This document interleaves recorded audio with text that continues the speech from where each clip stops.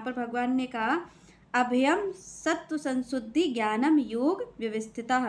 तो यहाँ पर भगवान ने कहा कि सबसे पहली चीज क्या है, तो भगवान ने कहा अभयम। भगवान कहते हैं निर्भयता होनी चाहिए। भगवान ने यहाँ कहा कि दिव्य गुणों में सबसे पहली जो चीज भगवान ने कही, और यहाँ पर भगवान चर्चा करते हैं किसकी, भगवान चर्चा कर रहे हैं संत की। भगवान चर्चा कर रहे हैं सच्चे साधु की, जिसको भगवान कहते हैं संत विशुद्ध मिलई परितेही राम कृपा कर चितवत जेही। तो यहाँ पर जिस पर भगवान कहते हैं कि मैं जिस पर कृपा करता हूँ तो मैं उसे विशुद्ध संत दे देता हूँ। तो जब भगवान ने कहा कि दैवीय गुण उसमें होते हैं, तो भगवान उसी विशुद्ध संत की बात कर रहे हैं कि भगवान ने कहा कि जो विशुद्ध संत है उसमें ये दैवीय गुण होते हैं। तो यहाँ पर भगवान ये भी कहते हैं कि अगर कोई मेरे मार्ग पर चलना चाहता है उसके लिए भी हो। दूसरी बात भगवान कहते हैं कि ऐसा महात्मा अगर कोई है तो वो निश्चित रूप से आपको माया से पार करा देगा। तो यहाँ पर भगवान ने कहा सबसे पहली चीज क्या है, अभयम। यहाँ पर भगवान ने कहा निर्भयता होनी चाहिए। भगवान यहाँ पर कहते हैं, क्योंकि आप देखिए